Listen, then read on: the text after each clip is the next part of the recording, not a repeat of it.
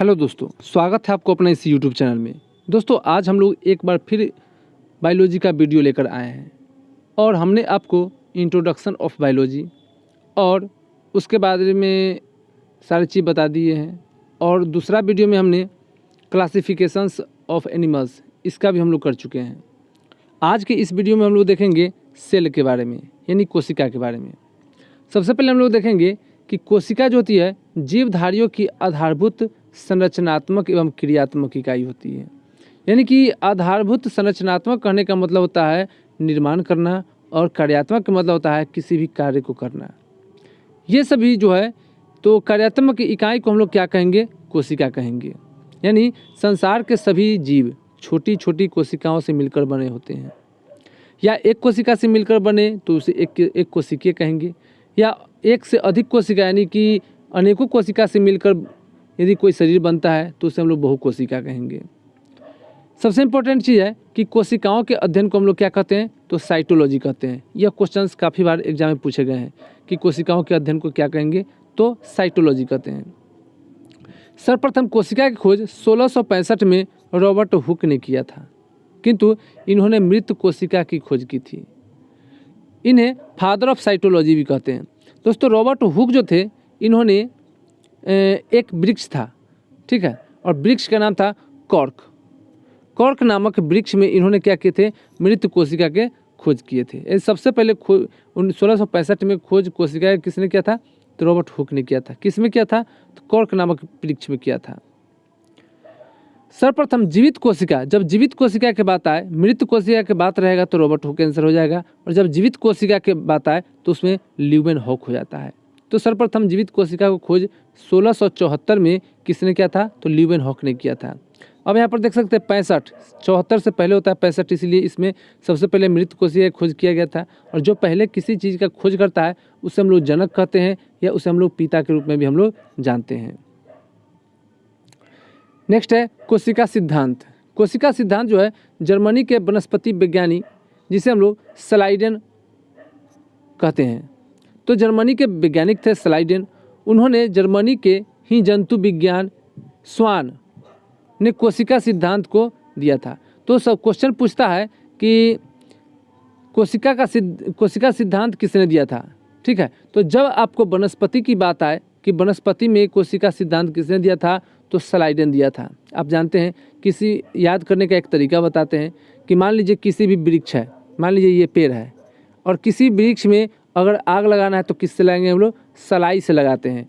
तो वृक्ष में यदि कोशिका सिद्धांत की बात करें तो स्लाइडेन हो जाएगा, ठीक है।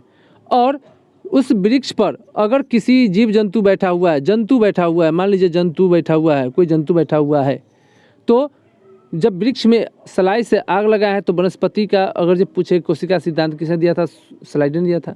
और उस पर जो जंतु बैठा हुआ था वह आग में क्या हो गया? स्वाहा हो गया। तो जंतु क्या हो गया था? स्वाहा हो गया था। इसलिए जंतु विज्ञानी जो था वो कौन था? स्वान था। इन्होंने कोशिका सिद्धांत को दिया था। तो जीवित अगर ये क्वेश्चन पूछा जाए कि स्लाइडेन किस देश के थे, तो जर्मनी के थे। उन्होंने किसकी मैंने कोशिका सिद्धांत दिया था? तो वनस्पति के बारे में दिया था। लेकिन जर्मनी का ही वैज्ञानिक थे, उनका नाम भी स्वान था, और उन्होंने किस पर दिया? तो जंतु वैज्ञानिक थे, इसलिए जंतु पर दिए थे। कोशिका सिद्धांत के प्रमुख बातें कौन कौन है, इस पर हम लोग एक नज़र डाल लेते हैं। जैसे प्रत्येक जीव की उत्पत्ति जो होगी किससे होगी? एक कोशिका से होगी, ठीक है। चाहे जो भी जीव हो उसका उत्पत्ति किससे होती है? तो एक कोशिका से ही होती है। दूसरा, प्रत्येक जीव का शरीर एक या बहुत सी कोशिकाओं से बना होता है। तो एक कोशिका से बनेगा तो उसे हम लोग क्या कहेंगे? एक कोशिकीय कहेंगे। और बहुत से कोशिका से बनेगा तो उसे हम लोग बहुकोशिकीय कहेंगे। तीसरा, प्रत्येक कोशिका एक स्वाधीन इकाई होती है। प्रत्येक कोशिका एक स्वाधीन इकाई होती है, तथापि सभी कोशिकाएं मिलकर कार्य करती है। यानी जितने भी कोशिका है सभी कोशिका एक दूसरे के साथ मिलकर ही शरीर में वर्क करते हैं, यानी काम करते हैं। फलस्वरूप क्या होगा? सभी जब कोशिकाएं एक साथ मिलकर काम करना शुरू करेंगे तो एक जीव का निर्माण होता है। चौथा, कोशिका की उत्पत्ति की प्रक्रिया में केंद्रक यानी न्यूक्लियस मुख्य कार्यकर्ता या सृष्टिकर्ता यानी सृजनकर्ता के रूप में भाग लेता है। तो कोशिका जो होता है जब उत्पत्ति इसकी होती है तो केंद्रक में मुख्य कार्यात्मक इसका क्या है? तो इसका सृजनक के रूप में भाग लेता है यह। अब क्वेश्चन पूछा जाएगा आपसे कि सबसे छोटी कोशिका का नाम बताएं। तो सबसे छोटी कोशिका जो होगी वह माइक्रोप्लाज्मा होगी। सबसे बड़ी कोशिका की बात करें तो शुतुरमुर्ग के अंडे की होती है, यानी ऑस्ट्रिच। कभी कभी आपको शुतुरमुर्ग के जगह पर ऑस्ट्रिच लिख देता है, जो इसका अंग्रेजी नाम है। मानव शरीर के सबसे छोटी कोशिका यदि पूछा जाए तो शुक्राणु होते हैं, जिसे हम लोग अंग्रेजी में स्पर्म कहते हैं। और मानव शरीर के सबसे बड़ी कोशिका पूछा जाए तो अंडाणु, जो ओवम हम लोग कहते हैं, एग्स को। मानव शरीर के सबसे लंबी कोशिका पूछा जाए तो तंत्रिका तंत्र। तो इसे आप लोग याद रखिएगा, मानव शरीर के सबसे छोटी कोशिका होगी तो शुक्राणु, मानव शरीर की सबसे बड़ी कोशिका होगी तो अंडाणु, और मानव शरीर के सबसे लंबी के बात कर दे लंबी के तो तंत्रिका तंत्र हम लोग कहते हैं। और ये रहा आपका तंत्रिका तंत्र का पिक्चर, यानी पिक्चर के साथ इसमें दर्शाया गया है। इस पिक्चर को आप लोग दिमाग में बैठा लीजिए, सेट ही कर लीजिए कि इसे हम लोग कहते हैं पादप कोशिका और इसे हम लोग कहते हैं जंतु कोशिका। तो एक चीज़, जब भी आपको पिक्चर देखकर जब एग्जाम में क्वेश्चन पूछा जाए कि कोशिका की पहचान करने के लिए, तो हमेशा याद रखिएगा कि पादप की कोशिका हमेशा चौखुट होती है, देख सकते हैं चौखुट होती है। और जब बात किया जाए जंतु की तो इसका जो कोशिका होगी हमेशा कैसे होगी, तो वृत्त की तरह, यानी कि गोलाकार होती है। कोशिका झिल्ली, जिसको हम लोग सेल मेम्ब्रेन भी हम लोग कहते हैं। अब यहाँ पर देख सकते हैं ये जो कोशिका है किसका है, आप हमें कमेंट बॉक्स में बताएं, क्योंकि हमने अभी तुरंत आपको पीछे बताया था कि गोला वाला जंतु होता है और चरखूट वाला जो होगा वह पादप कोशिका होगा। अब यहाँ पर बात कर रहे हैं, पिक्चर हम लोग दिखा दिए हैं कि वृत्त की तरह, यानी कि गोला है, यानी कि जंतु कोशिका के बारे में बात चल रहा है अभी। तो कोशिका सभी अवयव एक झिल्ली के द्वारा घिरे रहते हैं, इस झिल्ली को कोशिका झिल्ली कहते हैं।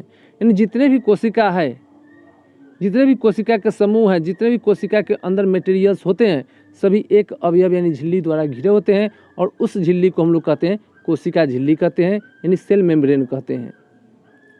यह जंतु और पादप दोनों में पाया जाता है। सेल मेम्ब्रेन जो होगा, कोशिका झिल्ली होगा, जंतु और पादप दोनों में होगा, यानी कि इसमें जो होगा, यहाँ पर देख सकते हैं इसमें के अंदर के जितने भी मटेरियल है और इसको जो घेरे हुए है, इसे हम लोग कहते हैं सेल मेम्ब्रेन।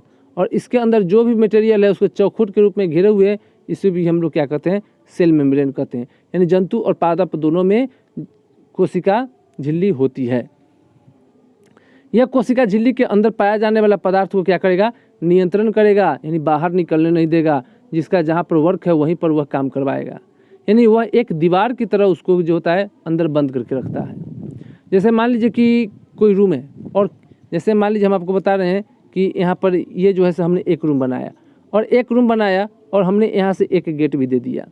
अब इसके अंदर यदि हम कोई सामान रखते हैं तो उस सामान को बाहर छितराने से कौन रोकेगा, तो इसे रोकेगा, इसका दीवार रोकेगा।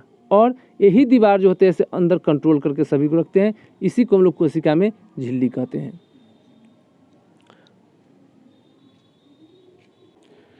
चलिए, तो आप यह समझ गए कि कोशिका के अंदर पदार्थों का नियंत्रण कौन करता है।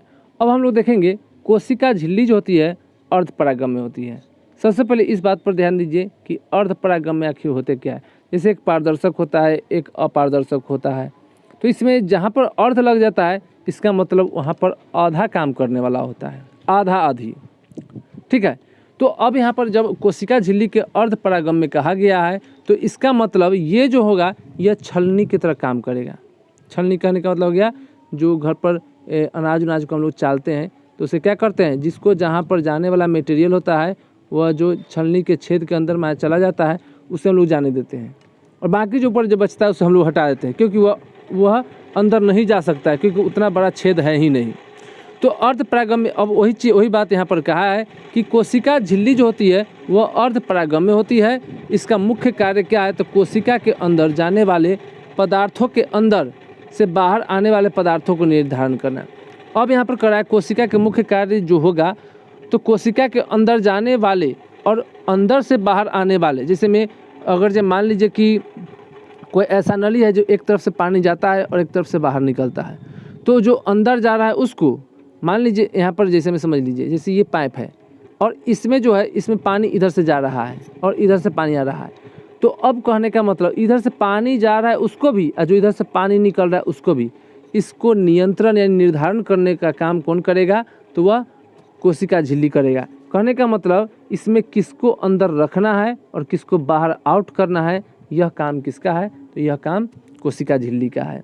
तो दोस्तों आज के वीडियो में हम लोग जो कोशिका का पहला पार्ट होता है ये हमने देखा, और कोशिका झिल्ली हम अपने तरफ से पूरी कोशिश किए कि कोशिका झिल्ली आपको समझा दे, और कोशिका के अन्य बातें भी हमने बताई है। अगला जो वीडियो बनेगा वह कोशिका का पार्ट 2 बनेगा, और उसमें हम आपको सेल वॉल यानी कि कोशिका का दीवार, उसके बारे में हम लोग चर्चा करेंगे। तो वीडियो को अपने दोस्तों में ज़्यादा से ज़्यादा शेयर करें, और यदि कोई दिक्कत होती है तो आप हमें कमेंट बॉक्स में कमेंट करके ज़रूर बताएं। फिर मिलेंगे अगले वीडियो में, और वीडियो को एक बार लाइक शेयर ये सब करते रहिए।